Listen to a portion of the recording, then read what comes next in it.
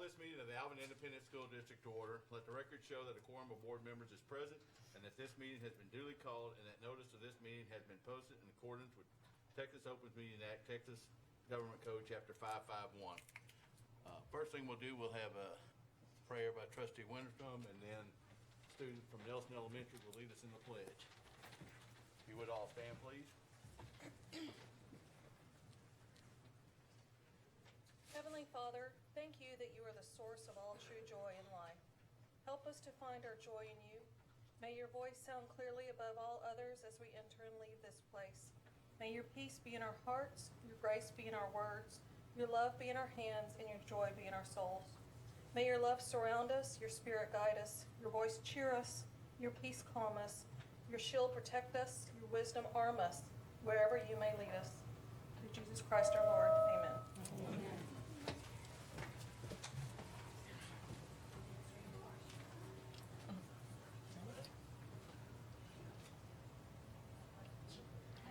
Allegiance to the flag of the United States of America and to the republic for which it stands, one nation, under God, indivisible, with liberty and justice for all. Honor the Texas flag. I pledge allegiance to thee, Texas, one state, under God, one and indivisible.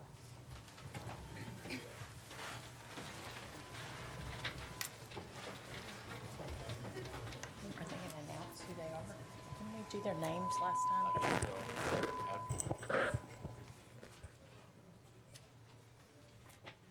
All right, next we'll have the superintendent's report. Okay, board, we have several things going on in the district, but we start with Alvin ISD celebrates our School Board Recognition Month. January is the School Board Recognition Month, and Alvin ISD has some of the best. Thank you for all you do.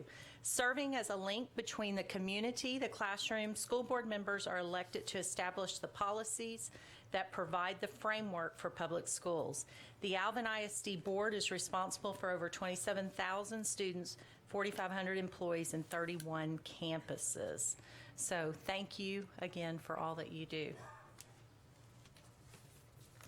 Alvin ISD schools also this year participated in the Hour of Code, and we've done this now for several years, thanks to one of our trustees for kind of supporting us through that process the first year when we did it. But we came together to raise awareness about the importance of computer science education by participating in the Hour of Code during Computer Science Education Week.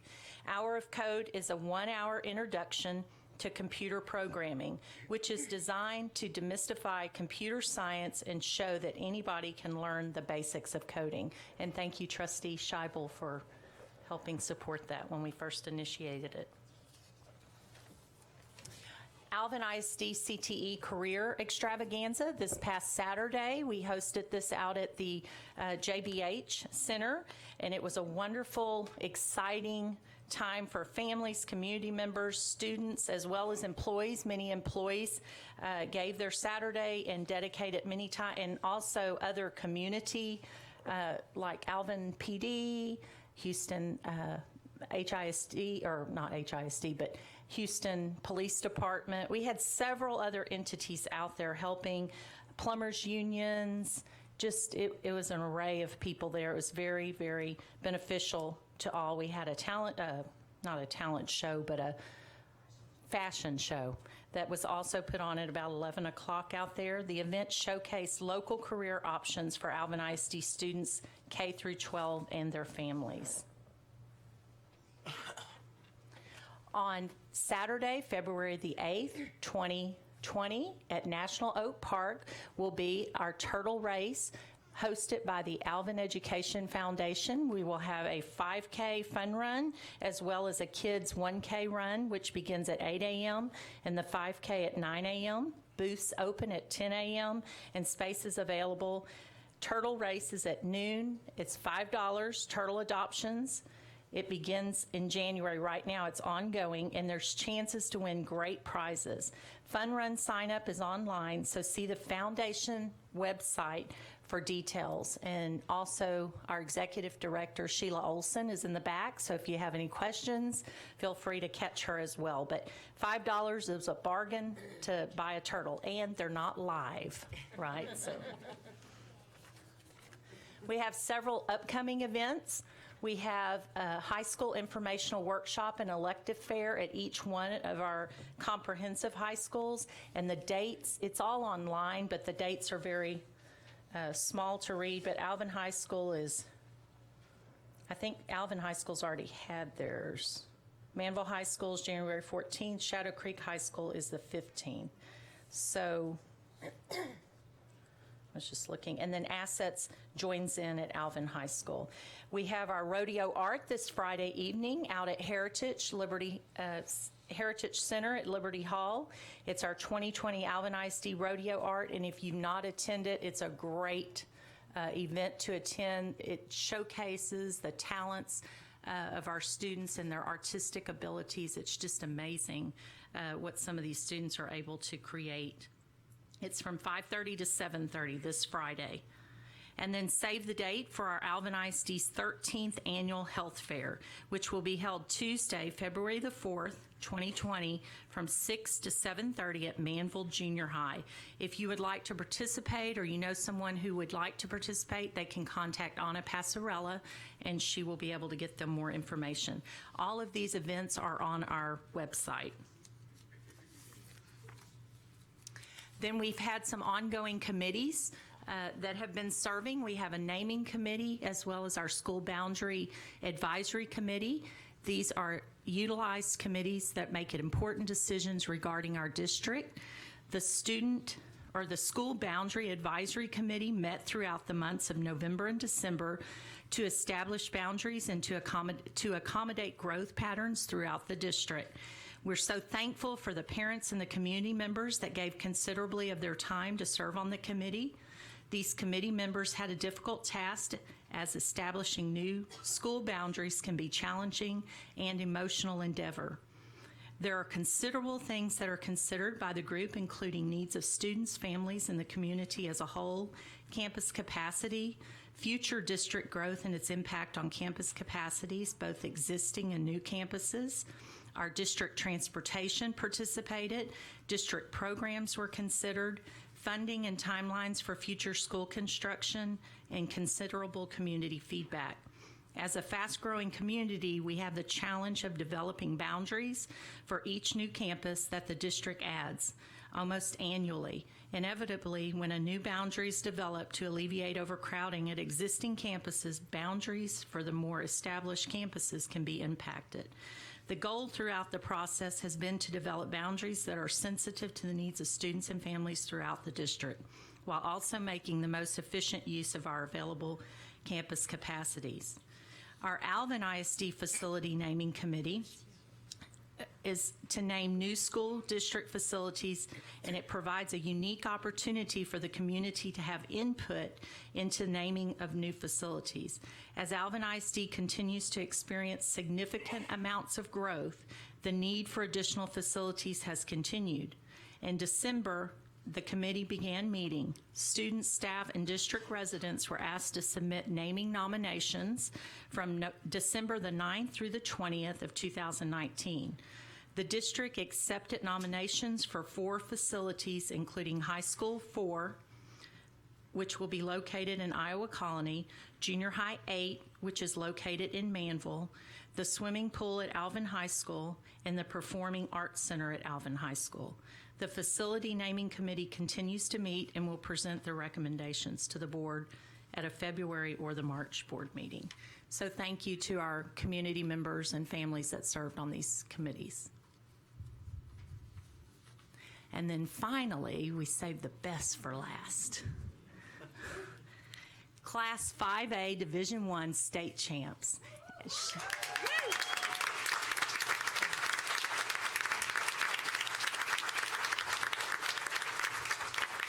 What an exciting time for the Shadow Creek High School community, the families, the students, the coaches, everyone who participated, and several of us were able to attend the game that evening. And what an exciting time for the entire district. It really is. And so we wanted to recognize them tonight. We have a board resolution, but our recognition tonight is just small. Coach Butler couldn't fit all of his players in here, and so small sampling of our players.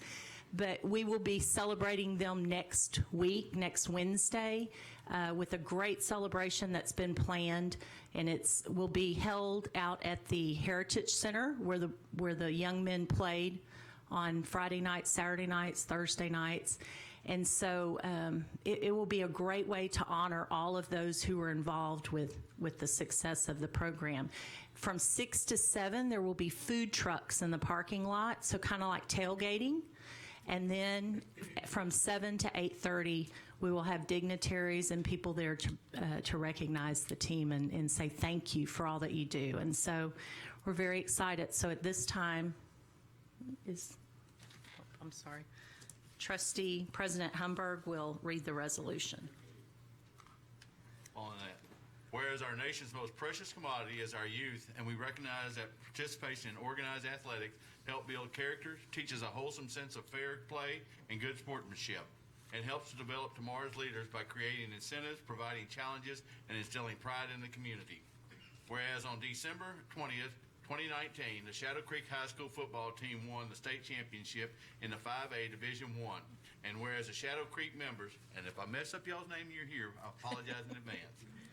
Kyron Drones, Randy Masters, Kelvin Brown, Xavier Alford, Trent McGaughy, Isaiah Harper, Jalen Emery, Mike Strange, Jahikin Middleton, Greg Hancock, Jeremiah Harris, Cullen Morrell, C.J. Brown, Jared Jackson, Ventrell Bruno, Seth Jones, Jordan Marrero, C.J. Gidry, DeJuan Lewis, George Jones, Jadian Scott, Derek Pittman, Chancellor Byers, Jalen Lane, T.J. Marshall, Javon Bell, Bo Burns, Damian Palamo, Thomas Davis, Colin Jackson, Terrence Cooks, Ethan Wynn, Terrence Ellis, Jordan Best, Byron Robertson, Warren Schenkel, Fabian Allen, Jairo Castillo, Kennard Gonzalez, Jeremy Harris, Josh Martin, Corey Smith, Sheldon Lee, Aaliyah Hicks, Raylon James, Dylan Wilson, Greg Brown, Michael Castaneda, Jordan Scott, Nathan Guardo, Damian Jackson, Caleb Leonard, Eric Landerby, Xavier Sanchez, William Landerby, Will Martin, Matt Allison, Chris White, Alec Bryant, Ronald Triplett, Devontae Johnson, Ryan Williams, and the coaches, Tyron Green, Ray Garza, Renee Glapion, Demetrius Woods, Al James, Andre Long, Kevin Drones, Matthew Bass, Ben Lane, Will Gully, J.C. Ramirez, Flash Burns, John Lee, A.J. Johnson, Ben McMillan, and head coach Brad Butler exemplified hard work, good attitude, and sportsmanship that contributed to their victory. And whereas we, the Alvin Independent School District Board of Trustees, so wish to honor the Shadow Creek High School football team and coaches for the way they represented this school district, we recognize their discipline and hard work and commend them for giving their very best on the field and off the field. I urge each and every member of the Alvin ISD community to join with us in recognizing our team for their outstanding achievement. Now, therefore, Earl Humberg, President of the Alvin ISD Board of Trustees, on behalf of the Alvin ISD Board members, and I do hereby fix my signature on the 14th day of January 2020. So do we have a motion for this certificate of recognition? Motion. Trustee Winterston, a second? Second. Did a second. Second by Trustee Harris. All in favor? All opposed? Motion carries 7-0.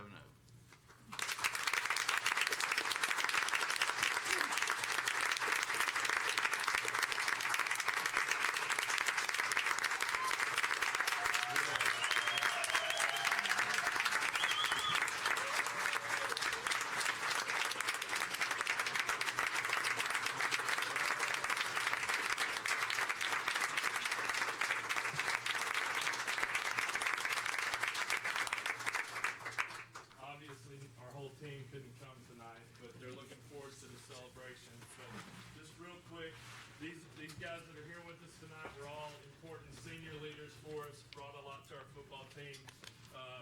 All of them are either accepted athletic scholarships to continue their education or are in the process to narrowing their choices down. Number 11, Jeremiah Harris was a linebacker for us, the MVP of the state championship game.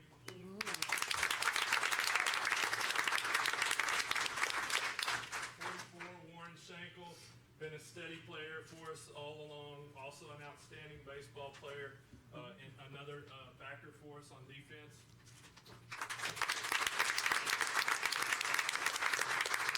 75, Damian Jackson was our right tackle. He's actually fixing to go on a trip this weekend to kind of start narrowing his choices down. A great player for us.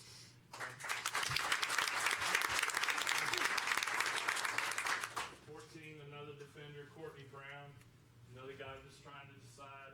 He's got great grades. Columbia University, places up northeast, so he's got a lot of options. Last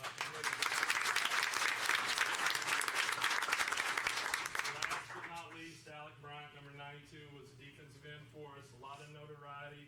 A lot of times when you get a lot of attention, it's hard to keep producing. He did for us. He played great. He was actually the defensive MVP for Houston and has accepted a scholarship offer to Virginia Tech.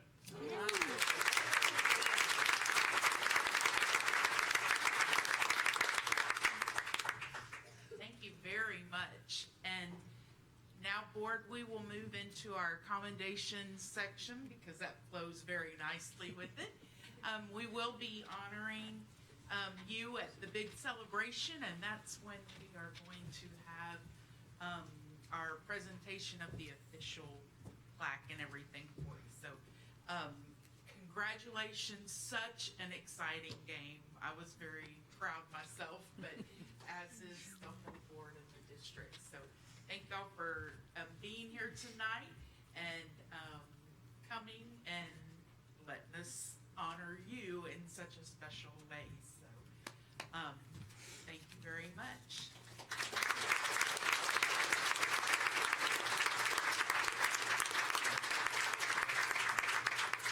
And as if that was not enough, Coach Butler here has received a few awards himself over the years. So just, I have a few that I'd like to name and present him as someone with a commendation. So, Coach Butler, to top off the record-setting 2019 State 5A Division I Championship season, Shadow Creek High School Coach Butler received the following Coach of the Year awards. Yes. So, Vike Houston, Coach of the Year. It's pretty impressive. Padilla Pole, Texas 5A Coach of the Year. Touchdown Club of Houston Coach of the Year. And Max Preps, Texas High School Coach of the Year. So congratulations.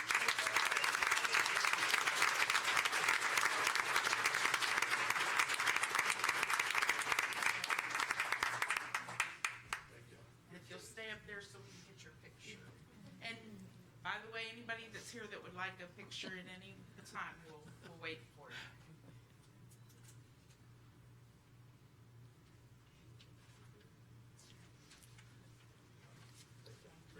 Congratulations, Coach. Thank you.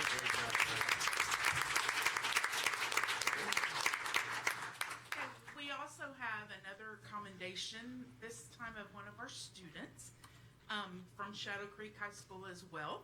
So Vishnu Sadagopan was one of only 12 American golfers to take part in the 2019 Junior President's Cup, which took place in Melbourne, Australia, December 8th and 9th.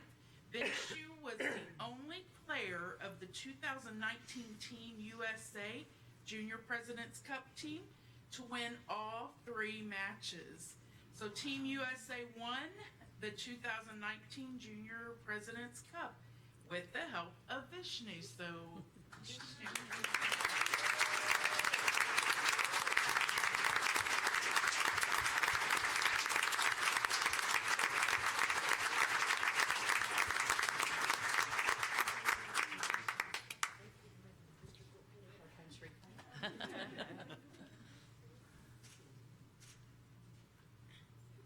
Yeah, you're welcome to come. We'll wait for you.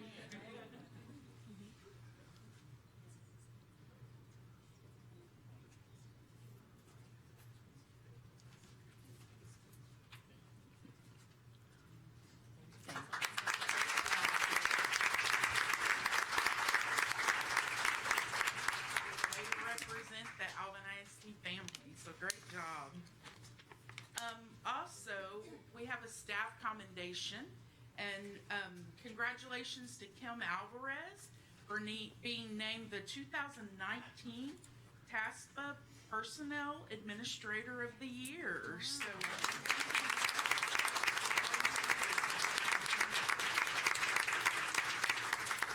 Kim Alvarez is the Director of Human Resources, and she does a fantastic job, and so we were glad to see her efforts recognized there from those outside of our district. So great job. Thank you, Kim. Congratulations.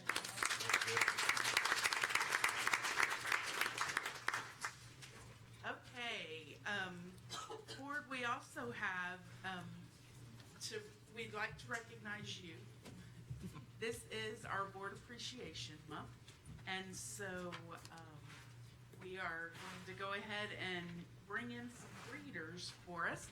These students were our greeters today, and come on in. We'd like for the board to come up front, please. Yeah, we'll let them come around, and friends, if y'all could wait right here, and then you can go up to them, and that might, or if y'all will go find a friend. Find a friend. Go that route.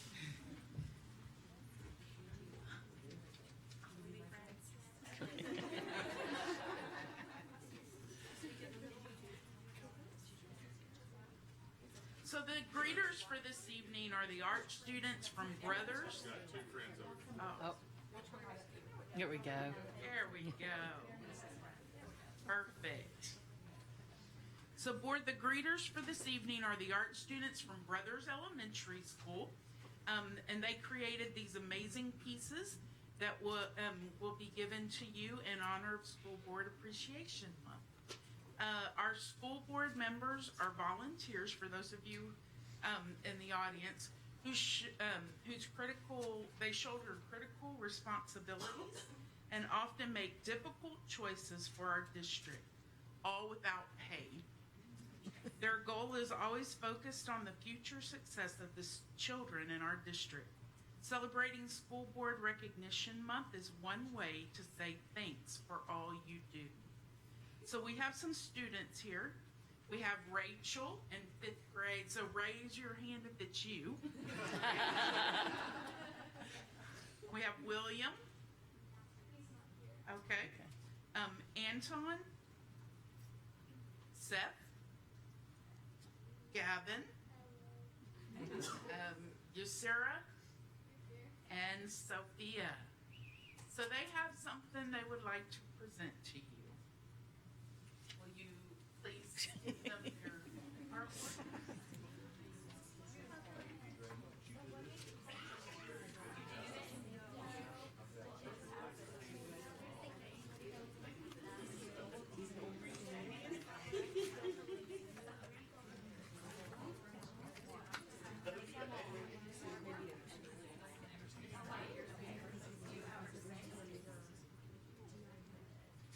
So the theme board for the School Board Recognition Month is launching the next generation, so hence the space theme.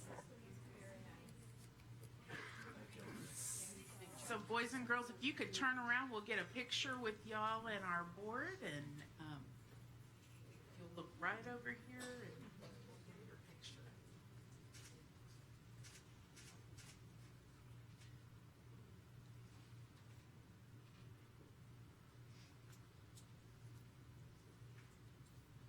Thank Thank you very much. And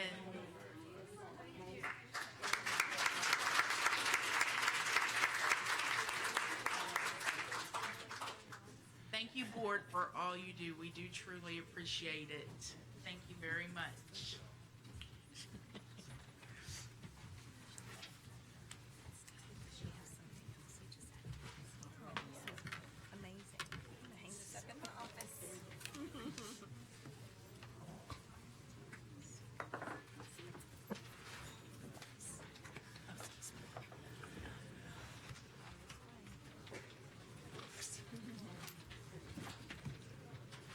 Next, we have, Hey Earl, can I say something real quick? yes. I just want to say I really do love all this artwork. We've been, after 9 years on the board, I have several pieces of art that students have given us through the years, and they are all hanging up in my house. Yes. I love them and They are. treasure them. Yes. Thank you. Thank you. Thank y'all. Just ask Gavin to autograph his for me. Oh, it's good. Next, we will have a presentation. Ms. Nelson? Yes, the School Board Advisory Committee will be presenting tonight their recommendations. There will not be any action taken, however, this is simply a presentation for the board. Thank you. I would like to begin by introducing the folks that are here tonight. We can never acknowledge enough the value of our community as they come together with the school district to help discern and make decisions that help keep the school district healthy and vital. And so tonight we have representing the School Boundary Advisory Committee, 3 of those citizens. And of course, the committee was composed of quite a number of those citizens that gave their time and their effort. So tonight, Dr. Deani Browder, Mrs. Gina Thomas, and Mr. Gabe Garza are here to actually present on what the recommendation is for the School Boundary Advisory Committee. So I'd like to introduce and ask Dr. Deani Browder to come and begin the presentation. Thank you. Good evening to all. Good evening, Superintendent Nelson and the Alvin ISD Board of Trustees. I am Dr. Deani Browder, and I'm here with Mr. Gabriel Garza and Mrs. Gina Thomas. We are all residents of Alvin ISD and served on the School Boundary Advisory Committee, better known as SBAC. The committee composed of parents who represented each Alvin ISD campus. All meetings were open to public. The entire Alvin ISD community was notified of the meetings as well. I would like to start out by giving you information on the SBAC purpose. Following, my colleagues will present recommendations the committee developed for the leveling at all campus levels and the junior high rezone to include the opening of junior high number 8. The purpose of revising school boundaries is to optimize school facility usage and to accommodate growth patterns throughout the district. As you are well aware, several campuses are currently at or over capacity, while some campuses have available capacity. The SBAC has developed attendance boundary recommendations to relieve crowded campuses and utilize campuses with available capacity. Included is a recommendation that the opening of the new junior high campus occurs in the fall of 2021. On November 4th, 2019, the initial SBAC meeting was held to explain the rationale for building new schools and the reason of rezoning. During the meeting, the rezoning process was explained and the decision principles for determining boundaries were reviewed. We also discussed the dates and times of meetings and expectations of the committee members. Members were placed in groups of 4 or 5.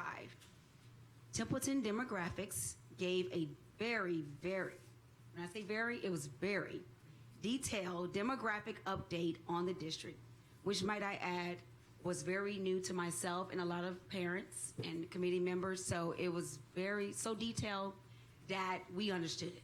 And that's hard to do when you're dealing with zoning, if you can imagine. The SBAC members were broken into small groups to discuss boundary plans and suggest changes that would be most beneficial for all students. Each small group would report out to the larger committee, and the common themes were used by Templeton demographics to create draft consensus maps. We would review these maps and come to an agreement on each of them as a committee, and we did. The work began with the initial focus on elementary school leveling. Things that we were keeping in mind were proximity to campus, because you're thinking about safety, enrollment projections, which may seem hard to do, but we are building and people are having families and moving out into such a great school district. Transportation concerns and neighborhoods not being split when possible. The second meeting of the SBAC was held on November 18th. Templeton Demographics was present to provide maps that were rendering from the first meeting work. The decision principles were reviewed. We continued working on the elementary boundaries, and the committee reviewed information on current and projected elementary school capacities.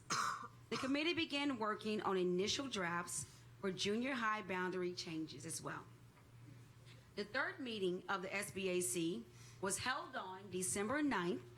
At this meeting, we came to some working points and made decisions on maps for junior high schools and began working on the high school leveling plan. The final meeting, we were oh so disappointed, right? Of the SBAC was held on December 16th. We reviewed the major concerns expressed by community members that had been submitted to date. The majority of concerns were addressed by the committee through continued work or by the proposed rezoning transfer policy. Maps and projections were also reviewed. We finalized the committee's 4 attendance recommendation plans to post for community feedback. For the sake of consistency, all boundary meetings were held at Manville Junior High School. At this time, I would like to now give the floor over to Mrs. Gina Thomas. She will present the School Boundary Advisory Committee's recommendations for elementary, junior high, and high school leveling. That will take effect in the fall 2020, followed by Mr. Gabe Garza, who will present our recommendations for the junior high rezone that will take effect with the opening of junior high number 8 in the fall of 2021. Gina?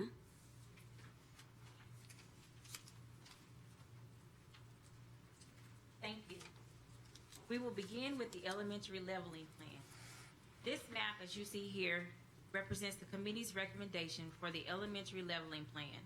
The major things that we took into consideration when making boundary adjustments included available capacity at Duke, Hassey, and Meridiana Elementary Schools. When we go to the next slide, you will notice that the new zones give relief to those campuses that are currently over capacity.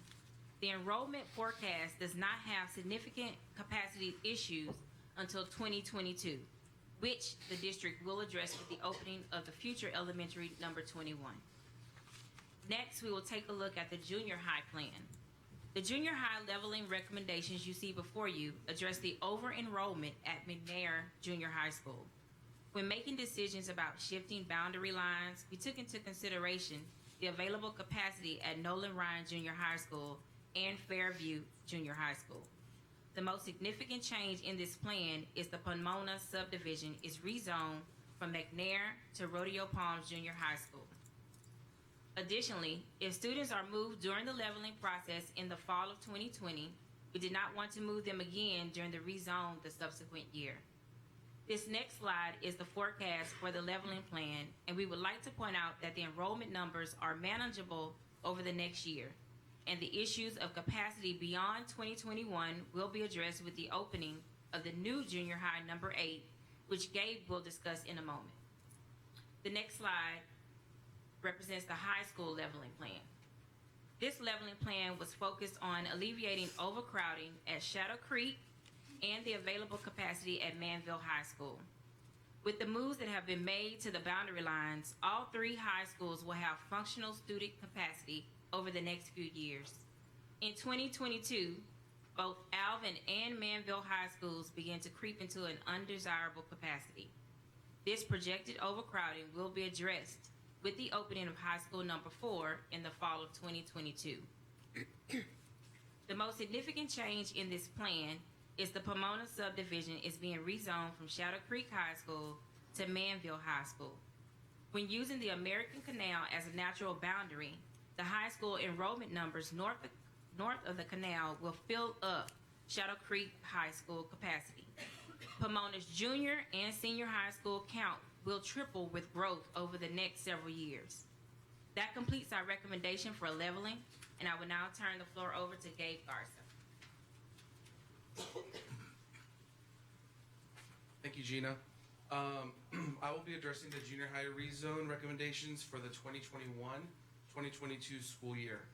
The 2021-2022 junior high rezone addresses the opening of junior high number 8, which is located in the southwest quadrant of the school district near the Meridiana subdivision as noted on this map. Looking at enrollment projections, junior high campuses should remain at manageable capacity over the next couple of years.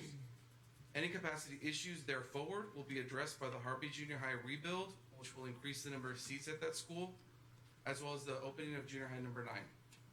Both of these future projects are scheduled to open in 2023. The most significant change of the 21-22 school year junior high's rezone plan is that Savannah Lake subdivision will be rezoned from Rodale Palms Junior High to Manville High School or Manville Junior High School.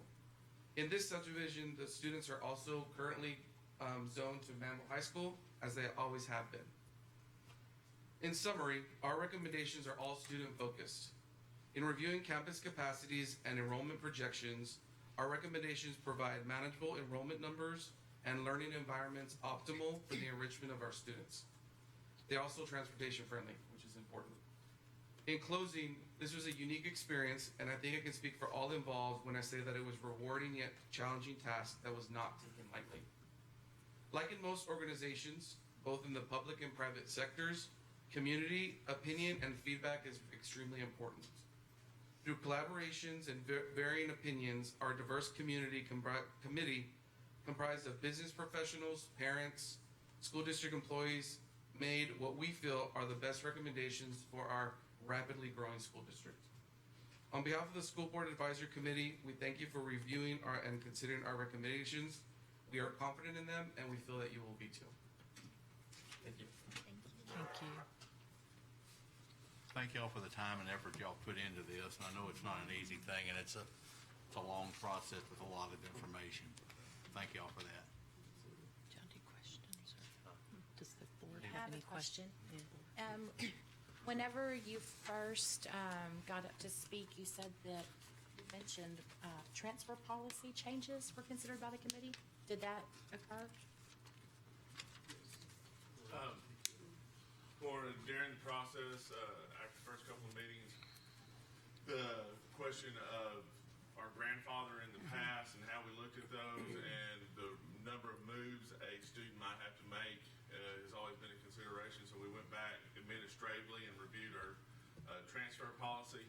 So we're proposing going forward, we're working on those, is for rezoning, that any elementary student who's currently enrolled has the opportunity to apply for a transfer during the rezoning transfer window. Well, it still looks at, in good standing, looks at discipline and attendance and those things along with that, but trying to allow all elementary kids to finish.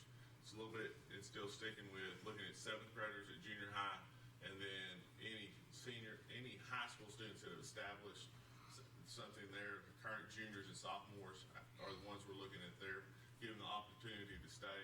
And so it's a little different than the grandfathering in the past.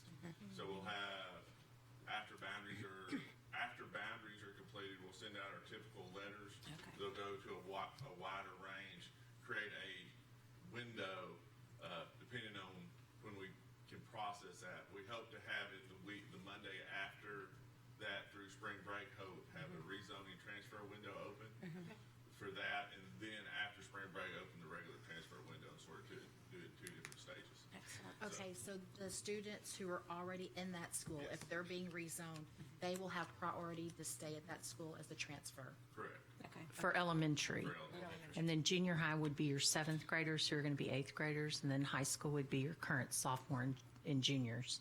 Because those are usually the ones that are in UIL, possibly varsity level, so you wouldn't want to move them during there. So in the past, our elementary, we just grandfathered fourth graders that were going to be fifth graders. And so, like Mr. Gesh said, we really, the committee, and the staff there considered elementary kids, maybe they have had to move in their career in the past, so we want to give them the opportunity for that stability there. Very And good. this revised transfer policy is set, or is it still in the works? It's an administrative work, so it's pretty well set. We still have our regular transfer policy, so if there's a unique circumstance after the rezoning, there's still an opportunity for people who have unique circumstances that may qualify on the regular transfer, which is a much more limited scope. This, as long as the student is in good standing at the campus, we're gonna allow them to stay.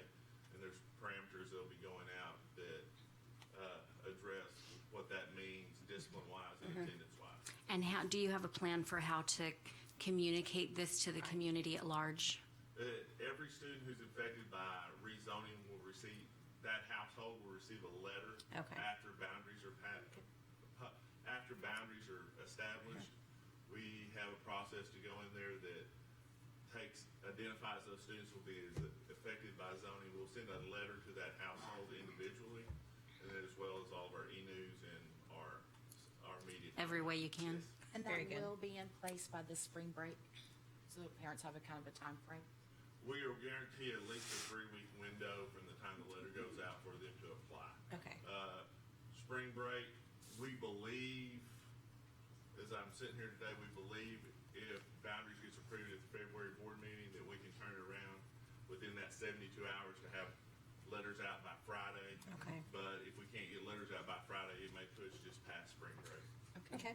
Thank you. Could we perhaps do a 30-day window to keep it open instead of 3 weeks, since families may be traveling on spring break? We'll look at our time deal. It's we're trying to get that window done prior to spring break so that we can open the regular window The other after. window. And so zoning could spill over into the regular window. Right. We just don't, for human resource and everything else, we don't want to push past the end of April. So that has implications for staffing as well as transportation, and so that's why the timeline is there, is because staff may have to be shifted, and then we do a April job fair. Right. And so our principals then want to be able, and our directors want to know what positions they need to hire for, because we get the best hires in that window. We get a jump on ahead of the other districts in hiring. So that kind of helps with the staffing piece, That but makes sense. Right. We'll try to do individual comment, or not, we will do individual correspondence with every household that's affected by zoning. Excellent, very good. Can I ask another? Sorry. No, go ahead. Nope, you were first. I wanted to confirm that currently our students in the Pomona neighborhood are eligible for transportation to McNair currently. Currently at McNair, yes. Okay, and do we plan to make transportation available to the Pomona neighborhood should they start going to Rodeo Palms Junior High? Based on all the factors we have, the transportation from Pomona qualifies for transportation to any of our junior highs at the current moment. Okay. Okay. The caveat is down the road, like we dealt with Rodeo Palms in the spring. If there is development and walking past, if some part does fall within the 2-mile radius, there's a possibility of that changing at some later date. But in the near future, there'll be transportation for the foreseeable future. Okay, and then one more, if I may, just on that same topic. I'm assuming, but I want to clarify that if the Pomona neighborhood students are moved to Manville High School, we would offer transportation. Oh, definitely. Yeah. Okay, thank you. I was going to ask about transportation. Thanks. And I would like to clarify, With the two different junior high plans in place, we're not moving any students twice. Correct. Very good. Any other questions? I have one more, if I may. Pat, you and I talked about this a little bit, but if we were to take no action on high school boundaries, I would like to have you repeat the number that would be attending Shadow Creek. I know it's projection next fall. Shadow Creek High School would exceed 3,000, be close to 3,100 next year. And it will be several years before we open high school number 4. So we're talking about 2 years. So next year they would be close to 3,100 and they would exceed 3,300 in 2021, August, when we start that school year. Those numbers are considerably above what we would be able to serve at Shadow Creek High School, and be able to, the children would begin to lose opportunity, and that's one of the reasons that we endeavor to try to keep our high schools under 28, closer to 2600 kids, is to provide opportunity in those high schools. So yes, the numbers would elevate and be quite high. Thank you. So one of the things when we started talking about administratively about the overcrowding was we were getting concerns from community or parents from schools that were overcrowded. We were getting questions from administrators on those campuses. And so that's when we said, I think we need to request from the board, is it okay if we go ahead and do this boundary? Because it was requests from parents for concern for overcrowded hallways, classrooms are overcrowded, opportunities for their kids to participate in various activities were limited because of the capacity numbers. So that was the initiative to move forward and request a boundary committee. Any other questions or comments? All right, then we'll move on to open forum. We are now to the open forum portion of the agenda. If you would like to address the board, you should have completed the public participation form and submitted it to the superintendent secretary prior to the meeting, according to policy BED local. After I call your name, please come to the podium and state your name and address and the purpose for your addressing the board. Please understand that you will have 3 minutes to speak. If a translator is needed, you will be given 6 minutes to speak. I ask that you also understand that the board cannot take action on your request or comment at this time. However, the president or designee may refer the request to the superintendent. So we have one, Hillary Bruton. Burton. Burton. Sorry. Was he right? Bruton, sorry. Sorry, when I met my husband, it took me forever to learn it too. Thank you guys for giving us an opportunity to talk about our concerns, and I'm coming representing all of the Pomona neighborhood collectively. I live at 2519 Redbud Trail, and that's in Manville in Pomona. I've lived here for 2 years, but I've been in the district for 13. I lived in Shadow Creek Ranch prior to that. Our concern, we actually have myriad concerns. I know you all received all my emails already. But ultimately what we're hoping is that you will listen to the school boundaries committee recommendations, but at the end of the day, decide that no changes are necessary at this time until there is a better longer term plan fleshed out. We understand that Templeton demographics is very, they're great at their job. We know that they have less than a 1% inaccuracy rate and have consistently done a good job guessing what attendance needs will be. And so our concern really lies in the fact that if that's true, why do we need to continue to have rebounding issues if we had a good 5-year plan 5 years ago? Is there something that we can do at a longer term so that next year we're not debating the same thing again? And that doesn't go just for the Pomona subdivision, but for areas around us. While he did Pat, I believe, talked about the amount of growth that's planned to come in Pomona. Our build-out will be over nearly 2,000 homes, but there are 1,000 lots that are already south of us. And if we just sit and wait, we believe collectively it'll make more sense for that latitude to have its own high school or junior high, or better planning between Sedona Lakes, Pomona, perhaps South Fork at some point in really the near-term future. Secondarily, our concern is that we're taking a school overcapacity issue and really moving it from a school that's functioning great, very highly, both McNair and Shadow Creek High School, and instead moving it to schools whose performance are burdened, frankly. And we recognize that Alvin ISD is right, and once you become an overcapacity school, it's harder to administrate that school. And we don't believe that adding that to a burdened school or a school that's performing slightly less well than our current schools makes a lot of sense. I've got 20 seconds left. Finally, I guess our biggest concern, and I wrote it in the letter, was in the public forum process, it was circumvented. We were supposed to have public comment open until January 8th, and through emails circulated January 6th, it was closed. Effectively, as the SBAC had already had, and I appreciate the work, and I know they're in a difficult position, we all do. We moved to this area, all of us, because it's a great community with a great school district. I know they're in a tough position, but we want our comments heard and acknowledged, and not brushed aside in a rush to get a presentation done.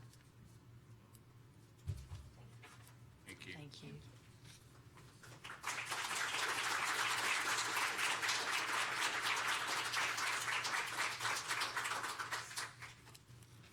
Next, we'll go to consent agenda items. Does anybody want to pull any of those and do them separately? I'd like to pull one, please.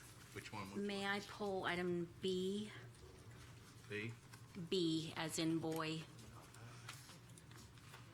Okay, so then we will, anybody else, any of them?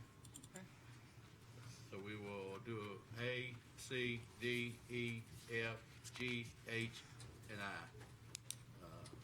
Approve those. Motion to approve those. So moved. Trustee. I did. Trustee I'll second. Peterson. Second by. A second. By Trustee Scheibel. Any questions, comments? All in favor? Opposed? All right, motion carried. Okay, we'll go back to B.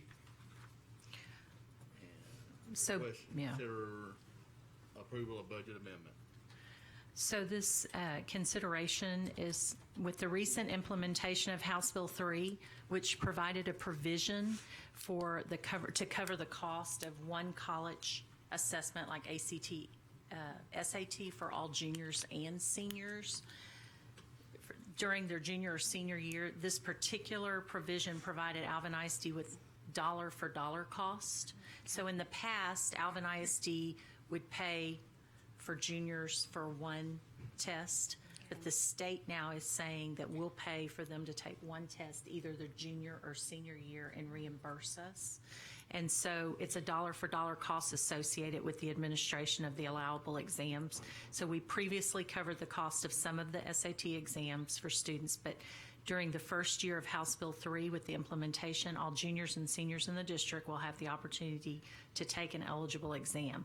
The amount allocated in the approved budget didn't account for this new House Bill 3 provision because we didn't have enough information yet, so it wasn't in the original budget. And so for that reason, we've requested a budget amendment. Number 2 is being requested to increase revenue and expenditures in the amount of $40,000 specifically related to SAT and ACT testing. So the state reimburses us, but we have to pay for it up front.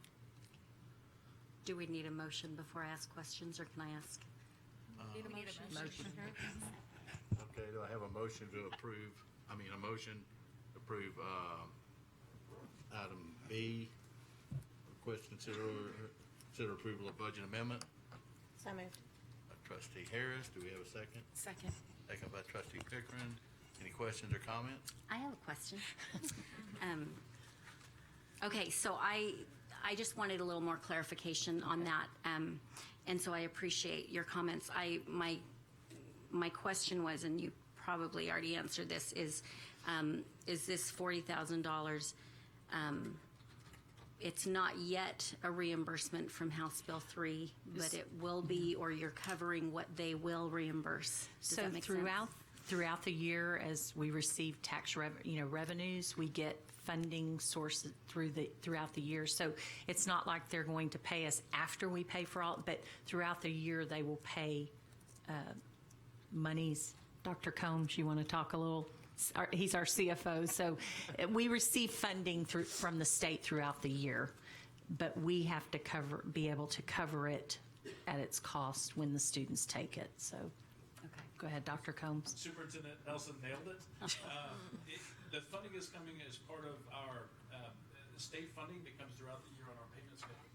And so, if you take a look at our summary of finances, the state made an estimate based on how many junior and seniors we have to determine what they anticipate we'll spend on these allowable exams. So they are sending that payment to us throughout the year, but at the end of the year, there'll be a settle up based on how many students actually took the exam. And so there's potential that they may owe us a little bit more money, or it's possible that they gave us too much money. And in that case, on future payments, they would just give us that reduced amount. So we wouldn't have to necessarily write a check back to the state for that money. Okay. I have a question, Dr. Combs. What fund is paying for this? Is this going to be local funds or federal funds until we get reimbursed? It'll be local funds that are coming from the state to cover it. Right now, like Superintendent Nelson said, the board has done a tremendous job making SAT available to our students as well as the PSAT.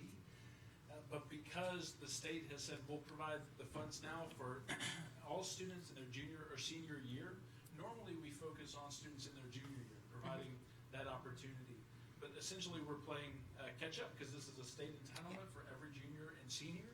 So this year we'll be giving potentially twice the exams or even more than we normally do. And so this budget amendment is really for this 1 year to increase the allocation that y'all had already approved for this purpose. Okay. One of the exciting things about it, Dr. Combs and I were talking, is if a student is in Alvin ISD and let's say they're a junior and they haven't taken an SAT and they transfer to Pearland, then Pearland, they're eligible there. But if they take it here, then they're not eligible to get reimbursed for it to be covered. House Bill 3, correct? According to House Bill 3. Okay. Unless their district picks it up, of course, but House Bill 3 will only cover it once. Okay. So it's tracked through. So basically, House Bill 3 is implementing the program that we've been doing for several years. Yes. Right, they're They catching saw up to value us. in Right. it. We're awesome. Okay, thank you so much. And will we still be offering the SAT during the school day at the high schools to provide for those students who don't have Saturday transportation? Excellent. That is the main focus of how we'll do the exam is the SAT school day. And all juniors and seniors will have the opportunity to take it in that form. Great, It's nice that the state has caught up to us. That's right. Any other questions or comments? All right, all in favor? All opposed? Motion carries 7-0. Next, we'll move on to request consider approval of Alvin ISD 2021 academic calendar. So we're talking about next year and getting ready and planning. The District Education Improvement Committee, which we refer to as our DEIC, which is comprised of teachers, parents, and community leaders, collaborated over several meetings to create the 2020-2021 Alvin ISD academic calendar. The committee members went through a process of collecting data and input from parents, district staff, and committee members, and then sharing the information at their December meeting. The community also had an opportunity in November to submit comments or questions through Let's Talk about the draft calendar. The committee then applied all of the information they gathered to create the recommended calendar. It's very similar to our current calendar with just a couple of changes. I believe we have some committee members here this evening as well that served on the committee. If y'all have any questions. Get a motion. Bless you. Do we have a motion to approve the 2020-2021 Alvin ISD school calendar as presented? So moved. By Trustee Harris, have a second? By Second. Trustee Tonini. Any comments, questions or comments?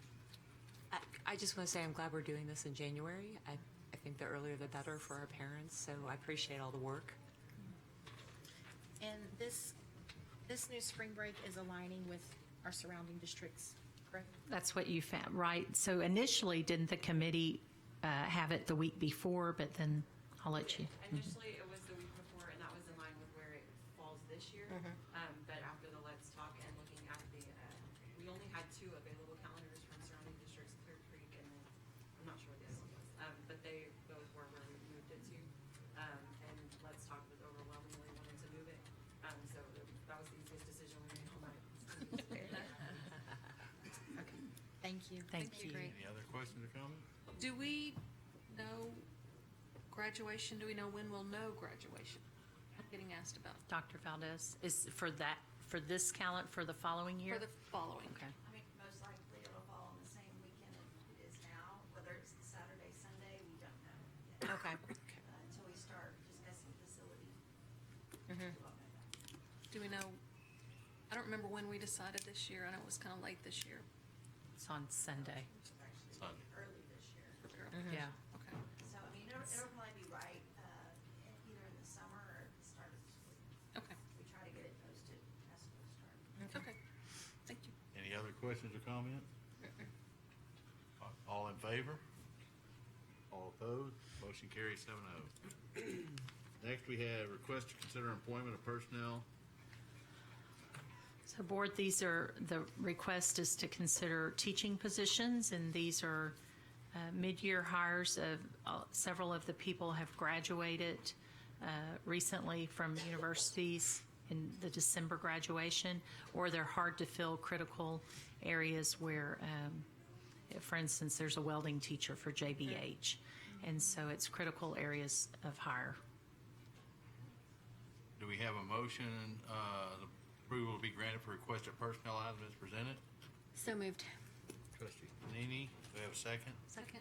Second by Trustee Winterson. Any questions or comments? All in favor? All opposed? Motion carries 7-0. Do we have anybody have any future agenda items they want to put on? No. All right, and at this time, we will go into, the board will now adjourn into executive session pursuant to the following sections of the Texas Open Meetings Act, 551.072, 551.076. We'll go into closed session now.